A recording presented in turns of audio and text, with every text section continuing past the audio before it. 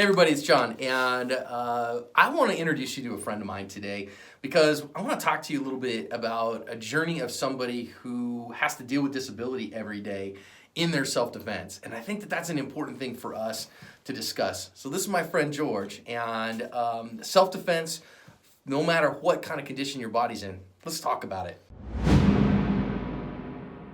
So George, tell us about yourself, man. Tell us. Let's start with your background. So everything started. The story started, right? Really, I mean, one of us did your whole life story, bro. I love you, but when you were in the Army, right? Yeah, at least as far as the disability goes. Yeah. Okay. So you enlisted in the Army. You were an old man when you enlisted in the Army, right? Yes, I turned 30 at basic. No, sorry, 27 at basic. 27 years old at basic. Dang, that's old, bro. Yeah, which is a kind of a mixed blessing because I was older, so I understood what was going on, but at the same time, people see private stripes on you in an old face, and they're like, screw up. Yeah, something's wrong with you.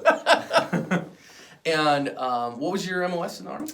Fuel, 77 Fox. 77 Fox. So you put fuel in heavy vehicles. Yes, because I was a reservist, and I already had a technical, computer sit-down job during the week, and I wanted a manual labor physical job for the 1 week in a month. All right. And I know it was while you were in the reserves that you hurt your back, yes. Right? And that was at Fort Lewis? Fort Lewis, Washington. So what'd you do? We were training to go to Iraq. It was 2003, in February of 2003. We were doing a roadside simulation of a situation, chemical situation, so I put my pro mask on. There was the mud flaps for the truck were put on the floor of the cab, and they should not have been. And I had stated that before they were put there, but I was told put them there specially, so I did. And rank happens. And as I was exiting the vehicle, which was parked on the side of a road, big, large 5-ton truck, side of the road, huge ditch with rocks this big for drainage. My heel of my boot catches on the mud flap hook, and I do a lawn dart out of the truck and into the ditch. Hit the ground. The guys behind me didn't know who I was wearing protective gear, and they're like, that dude's hurt. Because I came up slowly, I crawled out of the ditch, and then passed out on the side of the road. Dang. So yeah. If my Kevlar hadn't stayed on, I probably wouldn't have survived, because it was quite the fall. Well, rocks plus head is a bad thing, right? Yes. But, okay, despite that, you still went to Iraq. Yes. Like, they didn't go, nah, man, your back is messed up. No, I had a 3-day profile. It's the military, right? They told you take some Motrin, take a knee, change your socks, drink some water. Yeah. And then spent a week in the field preparing for Iraq with a Charlie Series radio on my back, which is about this big and weighs a ton. So carried that around for a week. Did not feel good. No kidding. But, you don't complain, unless it's really bothering you, because the military doesn't treat people that are hurt well. Okay, let me say that again. As somebody who's a disabled vet who's dealt with it, when you get hurt in the military, they don't treat you well. I mean, I experienced it from the healthy side and seeing what happened to other people before it happened to me. So I was like, I'm going to tough it up. I'm going to tough it up. So was that basically you just sucked it up? Drink water, drive on. Drink water and drive on. Did a tour in Iraq. Yes. And thankfully made it home from that okay. Mm-hmm. Now, but obviously the back started really giving you a hard time in Iraq. In Iraq, yes. Oddly enough, we had a PT test while in Iraq, and I failed. Just the thing you need while you're serving in Iraq. Yeah. Failed my first PT test, sit-ups portion only, because I could not do it because of the pain. And so my LT called me in, what's going on? You failed your PT test. And I told him, and he's like, well, then you're going to have to go to a doctor. And I'm like, no, I'm fine. Just PT test, no big deal. I'll deal with it. And he ordered me to see the doctor. Mm. And the doctor was like, yo, you're broke. Yes, but not broke enough to leave Iraq. I see. So you're in this weird spot of broken, but not so broken as to leave Yes, Iraq. even though at one time they had me so medicated that I was not allowed to carry my weapon. Awesome. So you're super useful. Yes. Welcome to the military. All my veteran buddies right now, everybody that's watching this is a veteran's like, yeah, that's exactly how it works in the military. That was only about 5 days I wasn't allowed my weapon. I was like, I had to get off that medicine. They had me on a muscle relaxer, and the dosage was so high that I was just loopy. Wow. So, So you finished the tour, came home, yes. and then back at Fort Lewis, they were like, "Dude, your back is a mess." Yes, I was a med hold at Fort Lewis for a couple months. Had radio frequency ablation where they burned off the nerves. Yay, burning nerves. Yeah. Just what you want to hear with the military doctor. And that they told me at the time that'd be probably a 6-month fix. And even during that 6 months, 20 minutes of activity would cause the pain to radiate out Yeah. past where they burned off the nerves. Mm. So, but at least sitting, I could be pain-free. And then you got out after that. Actually, don't know if you want to include this tape, but the doctor that did my surgery scheduled a 30-day follow-up to consider me to see how it went and whether I needed to be medically discharged or not. He went on leave the day after my surgery. I saw a different doctor in his office, his book's office, not his examining office, who did not examine me, just asked me how I felt after the surgery. I said, well, where they went into my back, it hurts, but the nerve areas do not hurt. So he's like, so there's no pain, discharged that day. That day. Look, Boom, you're full. Gone. Oh, dude. Again, as somebody who's been in, like, this is so part and parcel, man. But then, of course, so then afterwards you had to deal with the VA. Which was a fight, and it took a command sergeant major of the Army to intervene, E10 to intervene before I started getting medical care. Wow. If you don't know, guys, the Veterans Administration in Phoenix is like famous for killing people. Yes. Plus, this was long before all of it came out that they were having problems, because this was 04, 05. You're right. And I have friends who have good VA care in other parts of the country. We don't get it in Phoenix. In Phoenix, you're taking your life in your own hands. That's God's own truth. And I'm not trying to be a jerk. That's just honest truth. Seen As somebody who t-shirts deals that with it. say VA giving veterans another chance to die for their country since 1930. Wow. And wow, it's just true. So with all that, George, now, so at some point, now today, from a VA perspective, your disability is complete, man. I'm 100% disabled, but there's no treatment other than medication. So here's some pills, right? It's almost the same thing. Yeah. Drink some water, take a Motrin, carry on, deal with it. Wow. So tell me about your journey as a self-defender. I know, you and I have talked a bunch about that, but talk to us a little bit about when did you decide you wanted to start carrying a firearm for personal protection? Well, I immediately bought one when I got back from Iraq. And then I had some issues where I was intentionally looking for the opportunity The opportunity to use my weapon. So I decided not a good idea to carry a weapon. So I sold all my guns. Honestly, George, do you think that was a result of the training that says, man, I was looking for it? Or do you think that was just, you were just in a bad spot mentally and emotionally, or a combination? All the above. In Iraq, anybody not wearing the uniform is a potential threat, and that translated to home. Well, nobody's wearing a uniform at home. So everybody's a threat. Everybody's a threat. But you recognize that, and so you sold I did. it. Yeah, so I sold all my guns, even my long rifles. Okay. And how long was that?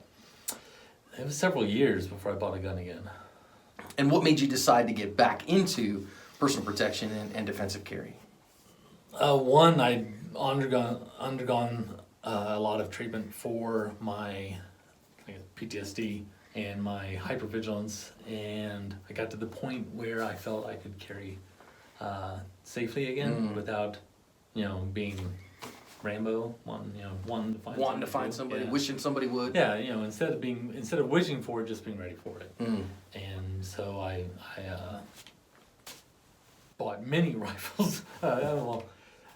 2 rifles, a shotgun, and 2 pistols, in 1 week. Yeah. Yeah. Time to go. It's funny. So those of you who know me, I carry a VP9, but I carried a Glock 19 for a bunch of years. George is actually the guy that bought my Glock 19. Yes. And so you carry the Glock 19 that I carried for 4 years, which is a great gun. I'd buy it back from you in a minute. It's a fine gun. Set up right. So tell me about the challenges that you face as a self-defender with your physical limitations. The first thing is whenever I leave the house, I have a stick.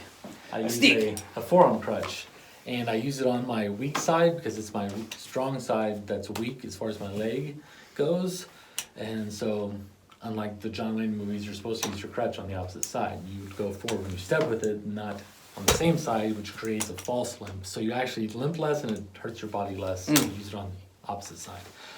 But anyways, that's kind of here or there. But because it was on my weak side, which is where you would normally carry a knife, that was a problem. So I had a lot of gear on my right side. Extra magazine on my right side, pocket pistol on my pistol on my appendix, on the side, knife, and towards the back. Everything's got to be away magazines. From where you're Yeah, because this hand's useless. Yeah. Somewhat. What's the acronym? SHTF? I don't know what this is. Yes. It has to be safe for work. When things go bad. When things go bad. When the balloon goes up. You're going to do things that are going to hurt. Sure. In situations where you wouldn't do things otherwise. So, I'd probably just let the crutch go. Or use it if need be as a weapon. Right. And then I had my bag that I wanted to carry, but that would be carried on my weak side, naturally. That's where, you don't want it in the way of your pistol. But then my crutch is constantly hitting it, so it couldn't really go there. So now I'm swinging on my back, but it's wanting to slide around all the time. And it's just, my back isn't where I want any weight at all, hitting, bouncing against my lower back, which is where my injury is. So I ended up just not carrying the bag. But I think it's interesting that even though, I know a lot of people who are disabled who are like, well, because of all these problems, then I'm not going to carry anymore. But you've chosen instead, no, I'm going to carry. Yeah. What made you go that route? Well, force multiplier. I'm physically disadvantaged, even though I've had training, because the right side of my body, the shoulder and leg and my lower back is weak, and gets hurt very easily. So, force multiplier. Got to have some ability to protect yourself. To keep people at range if they are already at range. And if they're in close, then you do what you got to do. Well, and of course, as somebody who is visibly disabled, because you have your forearm crutch with you all the time, that makes you a more likely target. And also gives you a difference in terms of when you can honestly feel like you have a disparity of force. Somebody punching me in the face or most people in the face is one thing. Somebody punching somebody in the face who's had multiple back surgeries and that could be deadly to them is something different when they have an objective reason for that to be deadly force. Sure. So it's a different place where deadly force is authorized in some respects, right?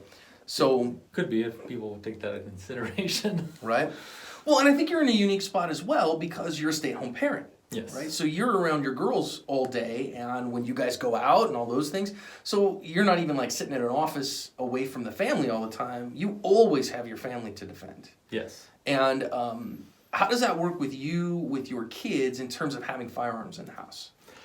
Well, I have a pistol safe that's biometric next to the bed where I keep my guns locked at night when I'm sleeping. And I've got 2 stand-up safes in opposite ends of the house that are also biometric that only me and my wife can open. Gotcha. They're not theft safes. They're keep the kids out safes. Hey, look at that. He keeps his firearms safe from his kids. Shocker, right? Good stuff. Yeah, they're always locked up. They're either on my body or locked up. They don't ever get put down, period. So, and I keep the long rifles in the 2 separate locations. One's in the garage, one's in the master bedroom, so that either direction we had to go, if someone were to enter the house from the front or the back, we'd be retreating towards something, towards a force multiplier. So do you feel like your particular physical situation makes you think about your verbal skills more and your ability to talk people Certainly down? Should. I haven't taken that into consideration as much as I possibly should, although I've, in the past, I was a late bloomer as far as my size goes. So in high school, I was late small. bloomer. George and I are sitting here giving each other a hard time about being, maybe shall we say, fluffy. Yeah. 250 pounds now and almost 6 feet tall. But in high school, I was, 140 pounds, 150. And most of the guys around me were much bigger. So, and I had a mouth on me. So Shocker. When things got up, I had to be able to escape those situations or possibly take a beating. So I was pretty good at talking for the most part. Yeah.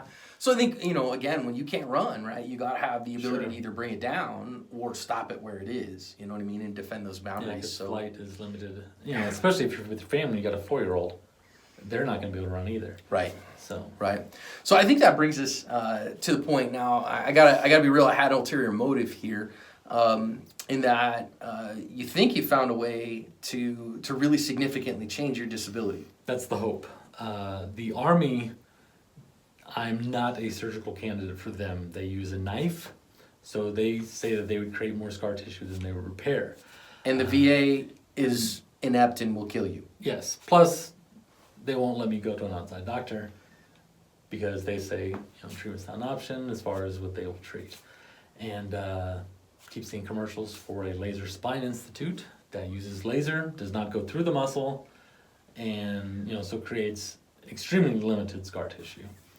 So I gave him a call, and I'm on my wife's insurance, which the VA uses, Of course. to supplement their cost, which also in a roundabout way helps me because the family deductible is partially met by my VA treatments. But at the same time, it's not the best insurance. It's a C plan, or I guess they call it bronze plan, not a C plan, but a bronze plan. So anyways, so it's a HSA account applicable plan, and I contacted them, and the surgery without insurance, if I was to just pay cash, would be over $22,000. With the insurance, it brings it down. Plus, if I do it before the end of the year, probably tax reasons for them, they would give me an additional $5,000 discount, which after insurance and the discount, my final cost is $9,600. $9,600. And listen, here's my ask to you. Okay, so this is an ask, is that this guy's not just a veteran. I mean, he's a disabled veteran, but an Iraq veteran as well. And it's one of the things that frustrates me the most is you feel like you enlist in the military, and your country sends you off to die, and then they kind of regret that you didn't. And that's frustrating, I wish the VA would take care of that, but they're not going to. And so I've set up a GoFundMe. I actually asked George to come and talk, to help George with this cost. And so I'm just asking you if you'd think about, as an act of help for a veteran who needs it, to donate $5, $10, $20 to help us to pay for this surgery, because George is also an elder at my church, and so we spend a lot of time together, George and me. So we serve the Lord together, and we're veterans together. I love giving him a hard time because Army dudes, right? Maybe. Yeah, right, man. But they think there's a good chance that this is really going to help you. Yeah, I'll find out more. They looked at my MRI from the Army, and I've got 3 pre-op appointments before the operation, which is already scheduled in December, and then post-op. And they're going to tell me during those pre-op situations what my chances of relief and how much relief I'd be able to get from this. And they're going to do a new MRI, but just looking at the old MRIs, they think that they can pretty much put my back to normal. It'd be an incredible thing, Dude, to be able to be healthy again. As a guy who's had 2 surgeries on his back, the prospect of your back is back to normal would be... Yeah, I used to be a backpacker. I used to referee roller hockey for the YMCA. Right. I used to, do things. Yeah. And now I live vicariously through television and video games in my chair. Well, and guys, again, so I know George, and I'm just telling you, okay? He doesn't live high on the hog. His wife goes to work every day. He stays home, takes care of his girls. And this might very well send him back where he was before the Army done broke him. So if you could help, I'd be greatly appreciative. Regardless, your prayers are always welcome. Absolutely. And necessary, and Success with the surgery. right, for a successful surgery, and I appreciate you. So, if you have any questions for how George deals with his disability in terms of his self-defense, man, put them in a comment, and let's talk about it, guys. But think about helping. Thanks, everybody. Thank you.